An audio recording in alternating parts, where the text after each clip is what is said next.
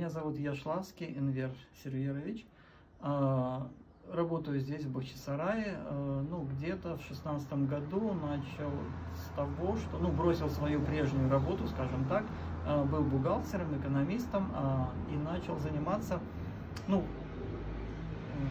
стеклом, витражами, поскольку хотел сделать что-то красивое, интересное. Начал с того, что делал светильники, старался делать в национальном стиле, поскольку когда начал изучать вопрос, столкнулся с тем, что в нашей культуре здесь, в культуре крымских татар, очень много было утрачено, очень много было утеряно, и хотелось хоть немного попытаться восстановить то, что у нас было.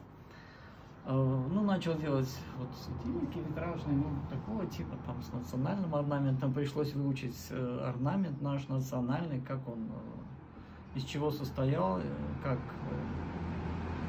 схематически, как выглядел. Чуть позже пришлось еще учиться делать, обрамлять эти же светильники в корпуса из меди. Пришлось учиться работать с медью, поскольку до этого раньше никогда этим не занимался. Мне повезло, я какое-то время, года 2–2,5 работал, есть такой частный музей, Зервишави называется, работал там при нем есть мастерская, и там реставрация, да, занимался, учился, сам, в общем-то, сам. И потихоньку делал. Энвер Серверович, витражи у нас в архитектуре пользуются в мечетях, очень часто повторяется, да. А вам, глядя на эти работы ваши, не заказывают? В мечеть пока нет, не заказывали. Был один проект, совместный проект. Рустем Дервиш, он делал, светильники, там, вернее, не то, что светильники, там, арматура вся металлическая, из меди делалась, он делал светильник, я делал стекло туда, витраж. Но это был единственный проект. Недавно, кстати, сделали, если вы будете, мечеть хана Узбека, это 1327 год, в Старом Крыму сделали.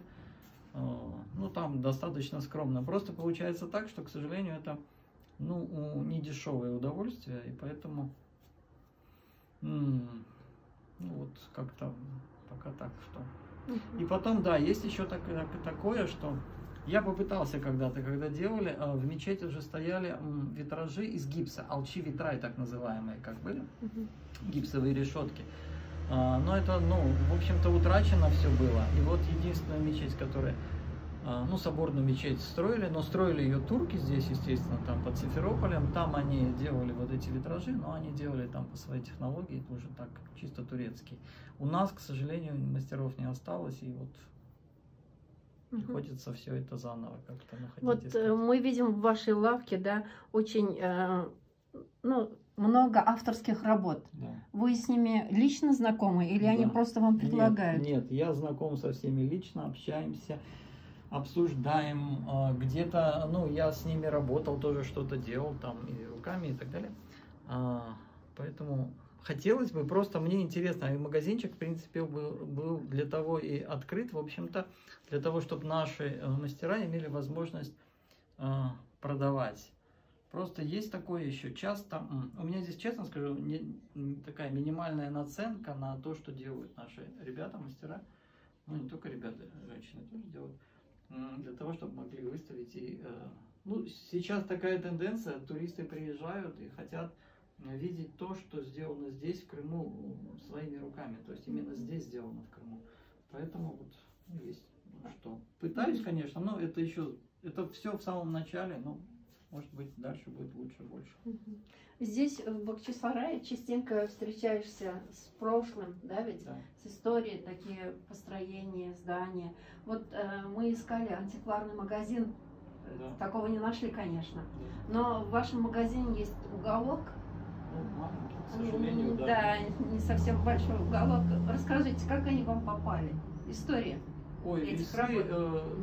Товарищ один просто предложил, сказал, что у него там где-то что-то старое осталось. Дело в том, что весы на самом деле, когда дальше потом стал изучать, весы, то, что реставрировал, весы еще Российской империи, и в Российской империи в основном весы и утюги делались на территории Польши. Делали, ну, компания Weber, Дэнни и компания, там еще другие, делали на территории Польши. Ну, нашел их и отреставрировал. Сделал такое. А вот еще местных мастеров вы можете здесь представить? Ну, вот здесь то, что выставлено, это мастера, это работы Талята Абдулаева, вот это талантливый ювелир, но вот еще занимается вот такими, как сказать, пытается возродить те наши мелкие предметы быта, которые у нас были, его украшения. Но при разговоре вы как-то упомянули, что вы не хотите, чтобы вот антикварные вещи ушли из Крыма. Да, антикварные вещи, ну, то, что касается именно культуры крымских татар. Мы, ну, я, во всяком случае, и многие мои товарищи, те, кто занимаются коллекционированием, я, к сожалению, ну, не могу себе позволить коллекционировать, но это достаточно не дешевое удовольствие. Стараемся, чтобы все эти вещи оставались здесь, чтобы не уходили куда-то там за пределы Крыма, поскольку очень много на самом деле утрачено. И пытаемся восстановить все по мере возможности, насколько возможно.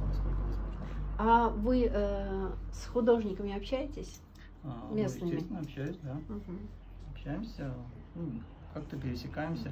Ну, у тех, кто живописью занимается, у них какие-то там свои кружки по интересам, скажем так, они сами вместе на пленэрах встречаются. У меня все-таки, наверное, больше прикладной, да, те, кто ремесленники, те, кто занимаются. Вот. А ваши родители, вот кем они были? Отец был ученым, математиком, работал в научно-исследовательском институте, мать медицинский работник, врач и как бы. Ну вот у вас тоже за плечами там 2-3 института. Они как смотрели вот на эту?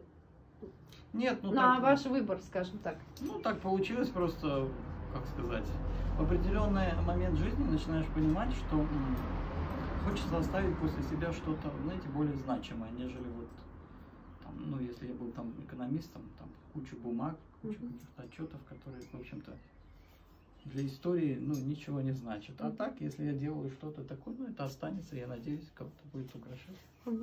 Здесь кто часто бывает? Туристы откуда? Ой, со всей страны. Ну, вот со всей России, скажем так. Спасибо.